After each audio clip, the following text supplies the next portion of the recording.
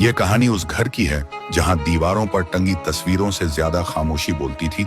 जहां सुबह की चाय पति के उठने से पहले नहीं बनती थी,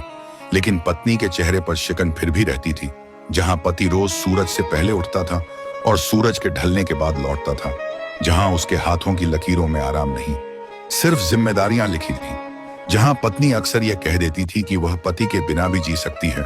कि उसे किसी सहारे की जरूरत नहीं, कि मायके का रास्ता आज भी खुला है, कि ताने देना उसका अधिकार है, कि पति का होना कोई एहसान नहीं। लेकिन वह यह भूल जाती थी कि उसी पति के होने से उसके आंगन में हिम्मत का उजाला रहता है, कि उसी पति के कारण कोई बुरी नजर उस पर टिक कर नहीं रुकती, कि वही पति बच्चों के सपनों की दीवार बनकर हर तूफान से टकराता है, कि वही पति चौकीदार बनकर रात की नींद को सुरक्षित करता है, कि वही पति मजदूर बनकर अपने अरमान नहीं बल्कि परिवार के अरमान ढोता है, कि वही पति समाज की कड़वी बातें सुनकर भी घर में मीठी चुप्पी लाता है, कि वही पति अपनी थकान को दरवाजे के बाहर उतार देता है, साहित्य और मुस्कान ओढ़कर घर में कदम रखता है,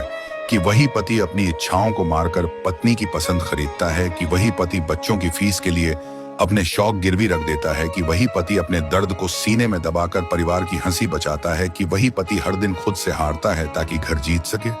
कि वही पति अपमान सहकर भी रिश्तों की इज्जत बचाता है, कि वही पति भी इंसान है जिसके भी सपने थे, जो भी कभी किसी का बेटा था, जो भी कभी किसी का बच्चा था, लेकिन समय ने उसे सिर्फ जिम्मेदारी बना दिया। और पत्नी जब गुस्से में मायके जाने की धमकी देती थी तब वह पति चुप रहता था, क्योंकि उसे पता था कि अगर वह टूट गया तो घर टूट जाएगा, कि अगर वह कमजोर पड़ा तो बच्चे बिखर जाएंगे, कि अगर उसने आवाज उठाई तो छत हिल जाएगी, कि अगर उसने शिकायत की तो भरोसा डगमगा जाएगा। और इसी चुप्पी में उसकी ताकत छिपी थी, और इसी सहनशीलता में उसका प्यार छुपा था। और दिन बीतते गए, साल गुजरते गए, और पत्नी के शब्दों की धार और तेज होती गई, और पति के कंधों का बोझ और भारी होता गया। और फिर एक दिन ऐसा आया जब वह ढाल हट गई, जब वह चौकीदार थक कर बैठ गया, जब वह मजदूर हमेशा के लिए सो गया। और उस दिन पत्नी ने पहली बार महसूस किया कि घर कितना खाली है, कि दीवारें कितनी ठंडी हैं, कि रातें कितनी डरावनी हैं, कि नींद कितनी बेईमान है, कि जिम्मेदारियां कितनी नंगी हैं, कि समाज कितना कठोर है, कि नजरें कितनी तेज हैं,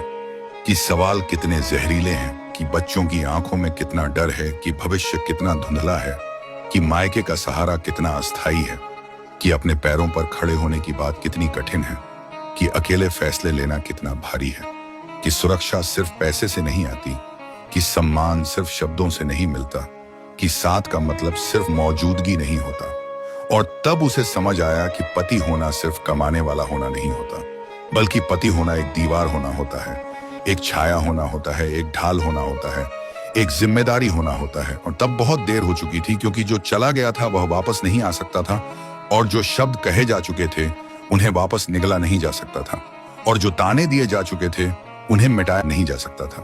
और जो कदर नहीं की गई थी उसका पछतावा अब उम्र भर का साथी बन चुका था।